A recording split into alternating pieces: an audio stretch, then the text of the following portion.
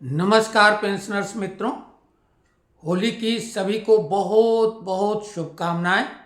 आपके जीवन में जितनी भी व्याधियां, परेशानियां, तकलीफ़ें हैं वो होली का दहन के साथ सभी भस्मीभूत हो जाएं और जीवन में केवल और केवल खुशियों के ही रंग बरसें, उनसे आप सराबोर हो जाएं।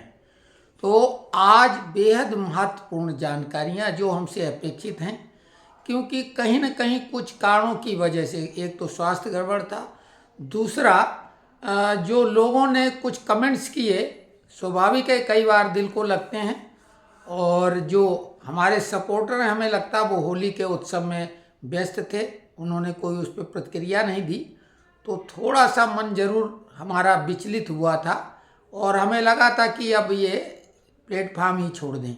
लेकिन कई लोगों ने फ़ोन किए और कुछ लोगों ने लिखा कि आपके हम वीडियो का इंतज़ार कर रहे थे, आपने क्यों नहीं डाला। तो खैर आज हम आए हैं और सबसे पहले उन खबरों के बारे में बताएंगे जो महत्वपूर्ण हैं। आपको ये भी बता दें, हमारा स्वास्थ्य गड़बड़ चल रहा है, हमारा एक्सीडेंट हो चुका था रोड का, जान बच गई ईश्वर की कृपा से और मित्रों की शुभकामनाओं से। उसके बाद भी जब हमने ये प्लेटफार्म ज्वाइन किया यूट्यूब का, उसके बाद ये इधर हम मुड़ गए अपने आप, और हमने अपने आप को समर्पित कर दिया पेंशनरों के लिए। उसके लिए हम अपनी रणनीति भी तैयार कर रहे हैं, वो उसका भी हम अभी खुलासा करेंगे कि हम क्या कर सकते हैं। एक बात बता दें, बाकी यूट्यूबरों, समाचार पत्र तो बड़े होते हैं, उन्हें तो बहुत सारी चीज़ें कवर करनी होती, हम लोगों को 1% भी स्थान नहीं मिल पाता, विशेषकर पेंशनरों को।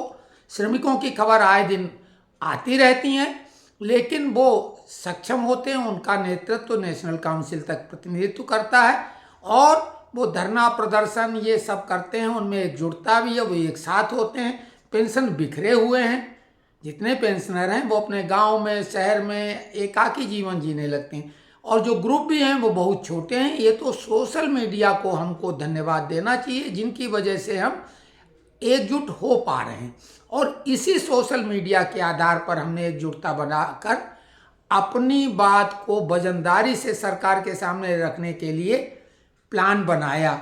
उसके बारे में हम बाद में बात करेंगे। पहले तो हम बता दें कि अभी भी यूट्यूबर शांत हो के कुछ भी मनगढ़ंत कहानियां सुनाने लगे हैं, जबकि सभी को मालूम आचार संहिता जो लगी, आदर्श आचार संहिता चुनाव में जो लग जाती है, तो ऐसे में सरकार कोई भी निर्णय नहीं ले सकती है, केवल प्रशासनिक जो बाध्यता है उनको छोड़ के।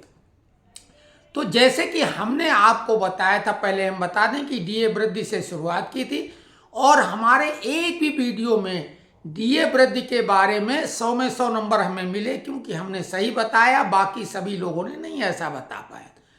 उसके बाद ये हम अभी फिर बोल रहे हैं कि अगला जुलाई का हम बहुत जल्दी बता देंगे, और बिल्कुल परफेक्ट बताएंगे। सामान्य सी बात है, आप बहुत सारे लोग ये कैलकुलेशन कर सकते हैं, हमने वो तरीका भी बताया था। उसके बाद मर्जिंग के बारे में भी हमने बोला था, 7 CPC में उसका उल्लेख अवश्य है, लेकिन क्लियर कट नहीं है, लोग अपनी अपनी तरफ से इसको परिभाषित कर रहे हैं। तो खैर वो एक अलग बात, लेकिन फार्मूलेटेड है, वो कोई भी सरकार अपनी तरफ से हम सब पर कोई एहसान नहीं करेगी। जो फार्मूलेटेड चीज़ है वो तो मिलती ही है, थोड़ा देर लग सकता है, महीने 2 महीने 4 महीने का अंतर भले आ जाए, लेकिन वो तो डिसीजन होना है। 18 महीने के डीए एरियर के बारे में हमने भी कहा था कि पूरी संभावना है कि चुनाव के पहले सरकार घोषणा करेगी, क्योंकि ये चुनाव के पहले लोक लुभावन घोषणाएं सरकार अमूमन करती रही हैं। ये पहली बार ऐसा हुआ है कि लोक लुभावन वर्ग विशेषों को नहीं की गई, और ये बात हमने बता दी थी क्यों नहीं कर रही, अभी हम उसके बारे में भी बात करेंगे। फिक्स मेडिकल अलाउंस बेहद बेहद महत्वपूर्ण है, सरकार को करना ही चाहिए थे, और इस मामले में हम बीजेपी सरकार की आलोचना कर रहे हैं कि फिक्स मेडिकल अलाउंस क्यों नहीं घोषित किया। चुनाव के पहले वो करना चाहिए थे, लेकिन क्यों नहीं किया वो भी बात बताएंगे। पेंशन हाइक जो 65 पर उम्र में, 70 की उम्र में, और ये जो बढ़ने की बात थी, जायज़ मांग है, लेकिन अब अभी तो भूल ही जाओ इसको कुछ दिनों के लिए। लेकिन ऐसा नहीं कि मामला खत्म हो गया। नोशनल इंक्रीमेंट बेहद महत्वपूर्ण है, कई लोगों ने बोला ये वो, तो जी हाँ, नोशनल इंक्रीमेंट ये हमारी ही देन है, 2001 में ये मुद्दा उठाया था, नेताओं ने साथ नहीं दिया। अगर साथ दिया होता और हम पे टिप्पणी न की होती तो ये मामला सुलझ जाता। और ये कोर्ट में जाके जीते हैं अगर, बहुत आसानी से सभी जितने भी कोर्ट के स्टेप हैं सारे पूरे किए और ये केस जीता है, तो इसमें ये नेताओं के गाल पे तमाचा है। उन्होंने ये मुद्दे को क्यों नहीं उठाया था भाई, जायज मुद्दे को? तो ये इसमें नेताओं की फेलियर है, इसलिए वो इसमें अनबने हैं। लेकिन और लगे हाथ ये भी हो गया है कि अब जो रिटायर होंगे उन्हें ये मिलेगा फायदा। लेकिन ये बातें तो सब हमने बताई थी जब आप लोगों ने हमसे पूछा था नोशनल इंक्रीमेंट के बारे में, तो हमने बोला था ये तो कंटेम्प्ट का केस बनता है। लेकिन हमने कहा एक दो दिनों में डिटेल सहित बताएंगे, और हमने कहा था फरवरी के पहले मामला सॉल्व हो जाएगा। और वो सॉल्व हो चुका है जिन लोगों ने केस किया है। जिन लोगों ने केस नहीं किया उनके लिए हमने ये केवल कहा, ये कोई नहीं बोलेगा, ना बोला है ना बोलेगा। हमने कहा था सबकी तरफ से सामूहिक केस सुप्रीम कोर्ट में लगाएंगे, चूंकि ये पॉलिसी मैटर है। भविष्य में सेवानिवृत्त होने वाले सभी लोगों को एक इंक्रीमेंट मिलना तय है। तो ऐसे में जो पीछे रह गए हैं उन्होंने कौन सा गुनाह किया है? उनकी कुछ ढिलाई हो गई, लापरवाही हो गई, अज्ञानता, बस जो भी कह लो, वो नहीं कोर्ट केस कर पाए, तो वो वंचित क्यों है भाई? तो ये हमने कहा था पॉलिसी मैटर है, चूंकि भविष्य में ये लागू हो गया है सेवानिवृत्त होने वालों पे, तो भूतकाल के लोगों पर भी ये लागू होना चाहिए। इसके लिए हम सामूहिक राज्य सरकार, केंद्र सरकार, सिविल डिफेंस सबकी तरफ से इस मामले में एक रिट लगाएंगे और किसी से 1 रुपया भी चंदा नहीं लेंगे, डोनेशन नहीं लेंगे।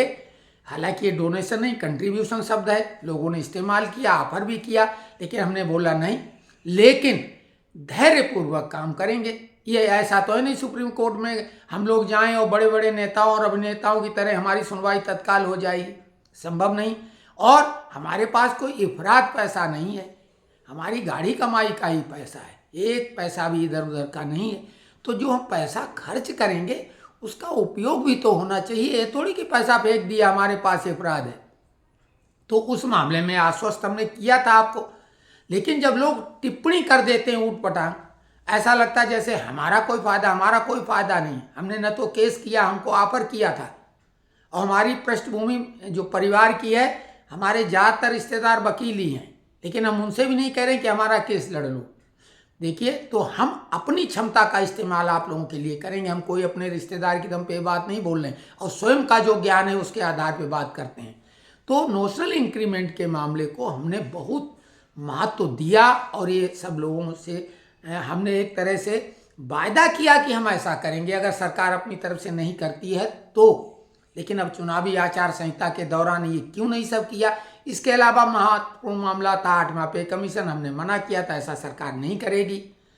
और साथ में जो पेंशन रिस्टोरेशन की बात है, 12 साल की उम्र में करने की बात थी, 15 साल से घटा के, वो मामला चला गया है पे कमीशन पे। और पे कमीशन का मतलब है पे रिवाइज एक्वायर्ड फार्मूले के अंतर्गत फिटमेंट जो फैक्टर होगा उसके आधार पे होगा। 1 जनवरी 2026 से लागू होगा, तो 1 जनवरी 26 के बाद ये 12 साल की अवधि होने की पूरी संभावना है। रेलवे कंसेशन की बात की थी, जो पेंशनरों के साथ सामान्य सिटीजन जो हैं, वरिष्ठ नागरिक हैं, सीनियर सिटीजन, उनके लिए भी ये मामला था। और जैसा सरकारें करती थी पूरी उम्मीद थी, लेकिन ये उम्मीदें थीं, क्यों नहीं पूरी हुई? क्योंकि ये कारण क्या किसी यूट्यूबर ने बताया, मीडिया चैनल ने, प्रिंट मीडिया ने बताया? नहीं बताया, वो बता भी नहीं पाएंगे, उनकी समझ उतनी नहीं। आप लोग कहेंगे कि आप अपने को ज़्यादा समझदार समझते हैं, समझदार नहीं, ईमानदारी के साथ बात करते हैं, जो जानकारी मिलती है उसको उसी रूप में सामने रखते हैं। बात अकल की नहीं होती, ज़्यादा अकलमंद जो होशियारी दिखाते हैं, केजरीवाल तो अपने को सबसे ज़्यादा पढ़ा लिखा, होशियार, कट्टर ईमानदार बोलता था, आखिरकार फंसा कि नहीं फंसा? बेईमान आदमी एक न एक दिन लपेटे में आ जाता है, झूठ बोलने वाला किसी न किसी दिन पकड़ा जाता है। लेकिन अगर आप सच बोलेंगे तो थोड़ा बहुत बोलचाल के शब्दों में अंतर आ सकता है, तथ्यों में फर्क नहीं पड़ेगा। तो हमने ये जो बात कही थी कि हमारे जो संपर्क सूत्र हैं वो उनको आधार बना के हम जानकारी लेते हैं। इसके लिए हमें कितनी मशक्क़त करनी होती होगी, आप अनुमान लगा लो। फ़ोन करते होंगे, सामने वाले का मानसिक उस समय स्थिति देखते होंगे कि ऐसा तो नहीं अनईजी महसूस कर रहा होगा, पहले इधर उधर की बात करके तब काम की बात करते हैं। वो तथ्य हम सामने रखते हैं। लेकिन दूसरी तरफ हमारी मंशा जो है वो इन मुद्दों को आगे बढ़ाना और रिजल्ट निकालना होता है। हम इन्हें खबर के रूप में नहीं दिखाते हैं। इसके लिए जैसे नेशनल इंक्रीमेंट के लिए कोर्ट का ही मसला बचता है, अगर सरकार नहीं करती तो उसके लिए हमने ये तो नहीं बोला कि आप हमें कुछ दे दो पैसा। हमने बोला हम खुद लड़ेंगे सबकी तरफ से, बशर्ते इसमें बाधक न हो कि भाई इंडिविजुअल सभी सामने आए। ये तो हम कर नहीं पाएंगे। लेकिन हमने ये भी तो बोला है केस जीता हुआ है, कैट में ही केस सामूहिक रूप से, अगर सुप्रीम कोर्ट में सामूहिक रूप से फायदा नहीं मिलेगा तो उसका दूसरा तरीका बताएंगे और उसके लिए हम ग्रुप बना लेंगे और उसमें से आप ही लोग आगे बढ़ेंगे। लेकिन सरल रास्ता बताएं, कम खर्चे कम समय में आपको फायदा मिलेगा। नेशनल इंक्रीमेंट तो मिलके रहेगा, कोई ताकत रोकने वाली नहीं है। सरकार चाहे न चाहे, कोई यूनियन चाहे न चाहे, ये तो मिलेगा ही। लेकिन हमें क्या करना होगा इसको लेने के लिए, ये हमें मालूम होना चाहिए। बस इतनी सी बात है। रही बात कि हमारे को अभी कुछ लोगों ने कमेंट्स किया आप भाजपा का सपोर्ट कर रहे हैं, तो इसमें क्या आप नहीं किसी का सपोर्ट कर रहे हैं? जब वोट डालने जाएंगे तो किसी के सपोर्टर तो आप हो गए। वोट तो सुप्रीम कोर्ट के जज भी डालते हैं, चीफ जस्टिस भी डालते हैं, राष्ट्रपति भी वोट, उपराष्ट्रपति भी वोट डालने जाता है।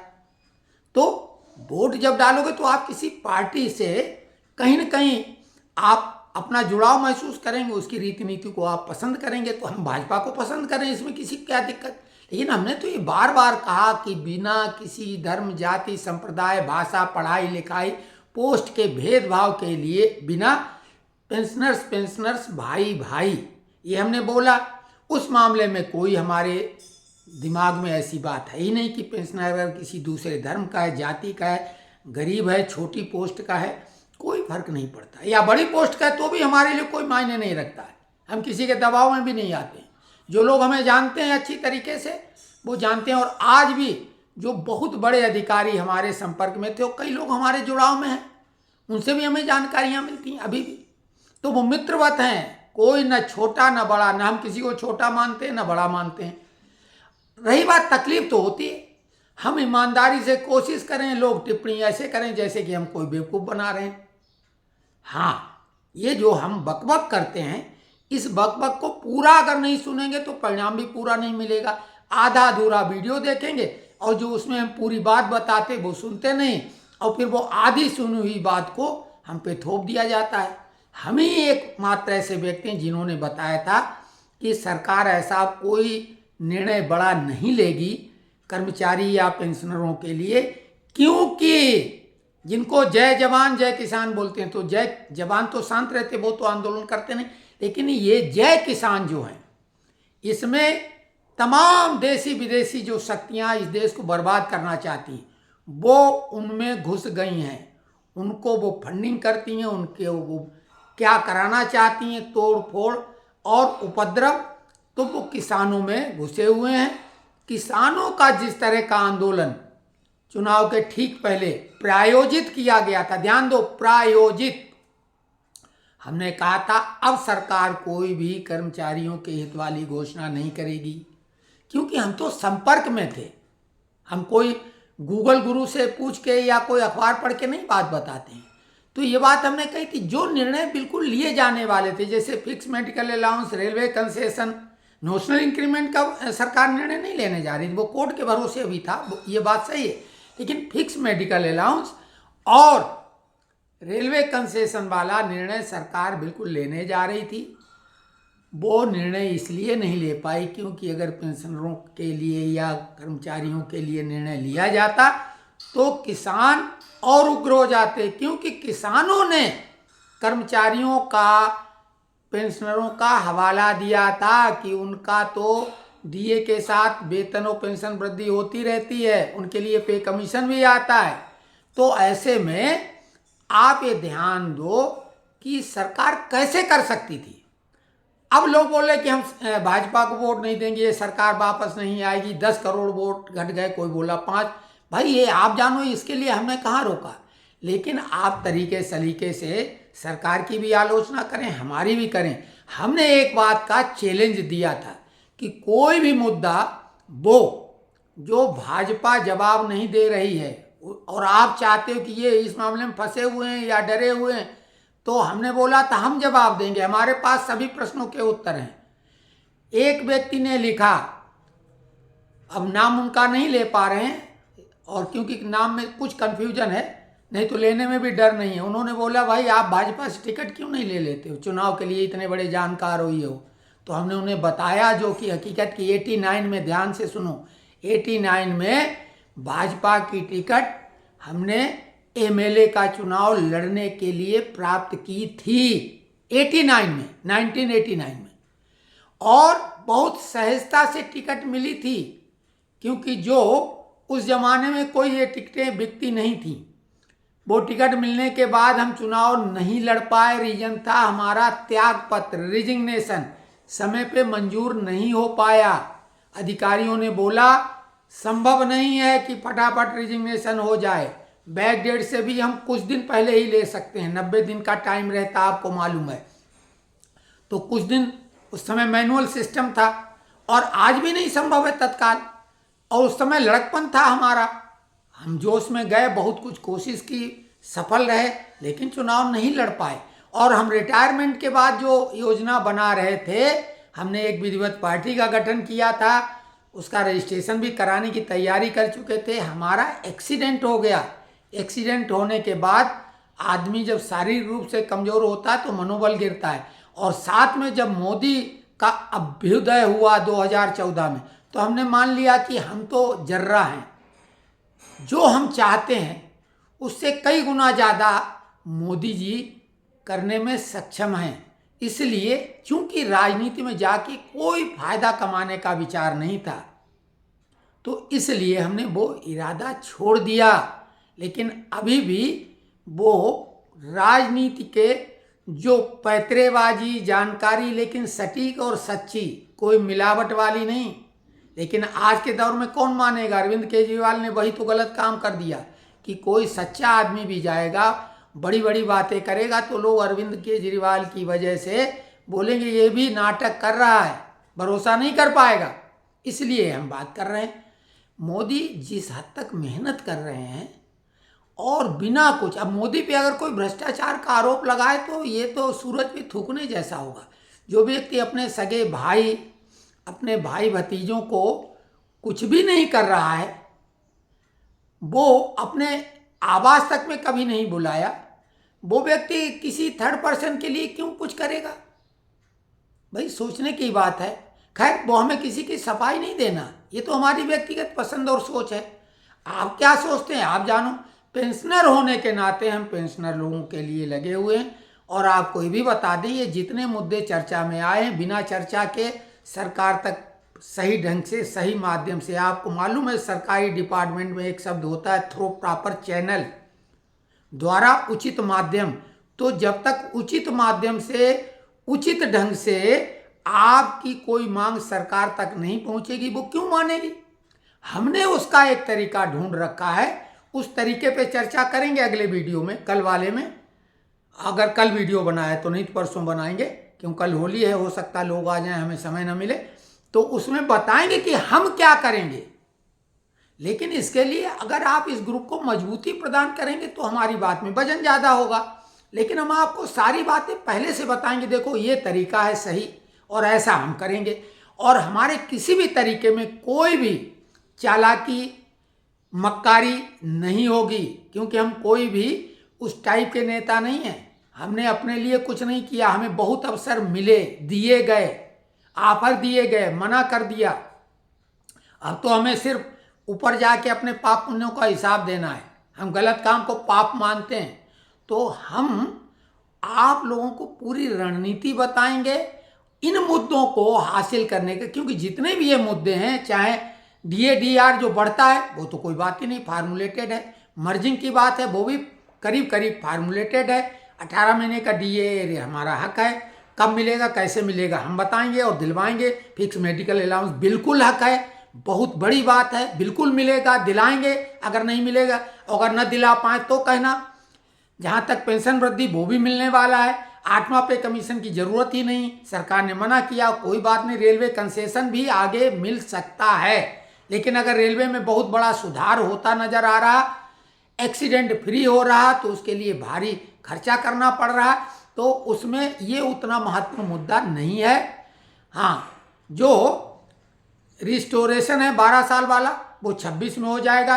ये सारी बातें होंगी, कोई भी सरकार को जिन्हें कोसना है वो कोसें, चुनावी मामला है। हम किसी को ये भी नहीं कहने वाले हैं कि आप इसको वोट दे दो, लेकिन समीक्षा सही ढंग से करो। अपने थोड़े से लालच को सामने रख के आप दूसरी तरफ की बड़ी मुसीबतों को, जिनको सरकार समाधान कर रही, हल कर रही, जो बड़ी समस्याओं को खत्म कर रही, उनका भी ध्यान कर लो। क्योंकि कश्मीरी पंडित हर मामले में सक्षम थे, बहुत ज़्यादा धनाढ्य थे। वहाँ जो वर्तमान कश्मीरी हैं वो मजदूरी करते थे ज़्यादातर, उनके बागानों में, दुकानों में, कारखानों में। बहुत पढ़े लिखे, बुद्धिजीवी, संपन्न, सब कुछ जो आदमी सोच सकता है, सकल सूरत अकल से लेके सब उनमें कूट कूट के भरा था। आज उनकी दशा क्या हुई? हालांकि वो अपनी अकल की वजह से कई लोग फिर तरक्की कर गए, लेकिन उनको अपने ही देश में शरणार्थी का जीवन व्यतीत करना पड़ा, टेंट में रहना पड़ा। तो ये बहुत बड़े जो खतरे हैं उनको ध्यान में रखो। और ये बड़े खतरों से निपटने में केवल और केवल भाजपा वाली सरकार ही सक्षम है, जितना भी वो कर पा रही है। बाकी तो उधर वाले पाले में खड़े हैं। जैसे देव और दानव का युद्ध होता है, तो देवताओं के पक्ष में आपको रहना है या दानवों के पक्ष में रहो। भाई हमारा तो खुला कहना है कि हम इस वाले पाले में हैं और डंके की चोट पे हैं। अब इसके बाद अगर किसी को ये बुरी बात लगती है तो उसको हम तत्काल यही कह रहे हैं कि हमें अनसब्सक्राइब कर दे। वो क्यों? हम किसी भी कीमत पर अन्याय के साथ नहीं रह सकते, किसी के लालच की तुष्टि के लिए हम नहीं हैं। हम लोगों को पेंशनर के नाते उनकी मांगों की बात पूरी कराने को तैयार हैं, लेकिन हमारी बात सुने। ऊट पटांग टिप्पणी करेंगे तो कोई बात नहीं, हमें अगर वीडियो बनाने, हमारे पास बहुत सब्जेक्ट है, ईश्वर ने बहुत ज्ञान दिया है। और जो राजनीति पे वीडियो डालते हैं वो किसी की समझ से बाहर होते हैं, उनके वो जो हफ्तों बाद वो बात सोचते हैं वो उस दिन डालते हैं। हमने जो अभी केजरीवाल प्रकरण पे वीडियो डाले, आप ताक झांक करें हमारे वीडियो की, वो बाद में लोगों ने बोलना शुरू किया, लेकिन हमने तत्काल त्वरित, हम किसी की नकल नहीं करते हैं, लोग हमारी नकल भले करें। तो खैर हमारा आक्रोश भी है, निश्चित है। अगर साथ चाहते हैं तो हम आपका कम से कम मेहनत में, कम से कम पैसे खर्च करके, हमें चाहिए नहीं, हमें नेतागिरी भी नहीं करनी है।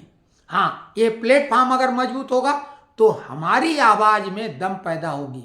तो जो अच्छे अपने को लगते हैं कि हाँ ये व्यक्ति भले बकबक कर रहा लेकिन हमारे हित में है, तो वो चैनल को सब्सक्राइब करें।